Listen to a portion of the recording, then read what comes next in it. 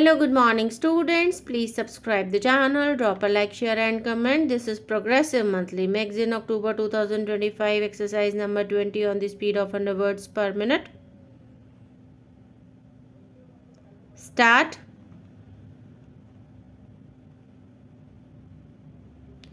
I have put you to the inconvenience of coming all the way to Delhi in this weather, but I am sure that in view of the importance of the subject we are going to discuss, you will not consider any apology necessary.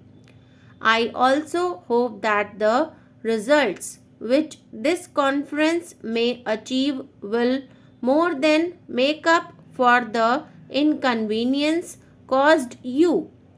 As you probably know, the government of India have initiated several schemes for youth welfare.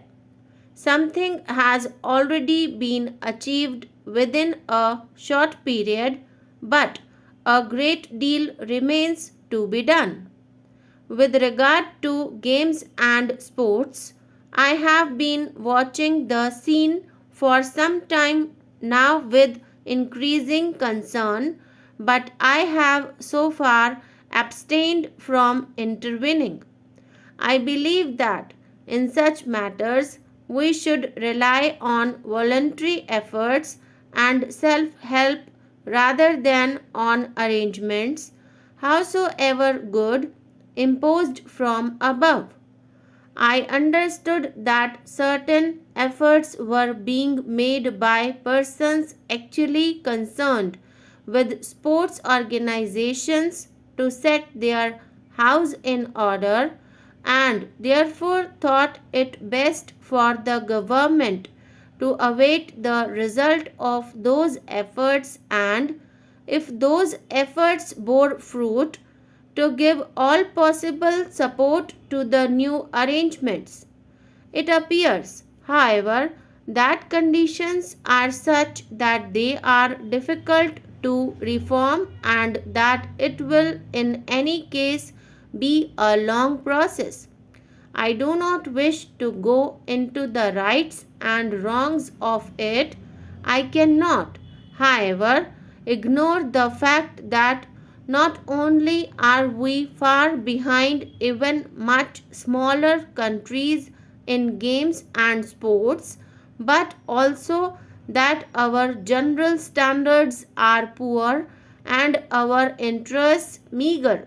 Sports and games have a very important role to play in the building up of a healthy nation, but one cannot say that they are playing that role in our country at all effectively. Indeed, I am not sure whether the popular interest in games and sports was not greater and standards comparatively higher 30 or 40 years ago. It is against this background that I have invited you today to consider what measures should be adopted to improve the existing state of affairs. I have deliberately not put before you any fixed agenda, as I would like you to feel free to raise whatever points you may consider specially important. It will, of course, not be possible for this conference to go into details, and we can perhaps leave that for future. We must consider the resources, both human and material, at our disposal and examine how they can be utilized to the best advantage. As for the human material, I see no reason to believe that it is in any way inferior to the human material in any other country, but we must devise effective means for its mobilization and training. It is, in my opinion, a question of organization. You, with your rich and intimate experience of sports, can no doubt suggest the most effective concrete steps to take. It appears to me, however, that the greatest need is to have not only effective but clean organizations which will be free from defects that one hears so much about. The sports organizations must command general confidence and respect. They must therefore not merely be good, but also appear to be good, so that their leadership is accepted and the largest possible numbers come into the fold of sports. We must draw into sports leaders and organizers who are genuinely devoted to sports and eliminate those who merely seek personal advantage. Another point which I would like to emphasize in this connection is that while the government should undoubtedly do all that lies in their power to encourage and support sports, the main responsibility must remain with those institutions and organizations which are actively engaged in the work, so that sports rest on voluntary, spontaneous, and popular efforts.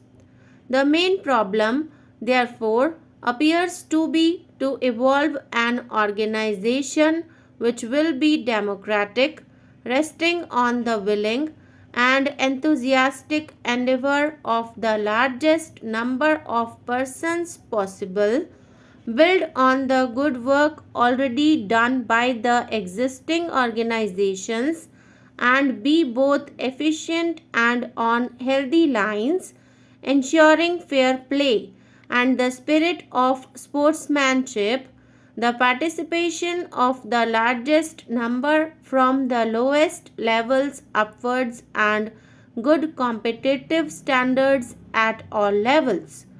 A very important part of the problem of organization is the provision of coaching and training facilities. I am aware that certain ad hoc coaching schemes were initiated in the past. Unfortunately, they were not only too few but also inadequate in their approach. It is not enough that some hurried coaching arrangements should be made in preparation for a particular competitive event. Not only does it fail to yield the desired result, but it also places the wrong emphasis on competitive events.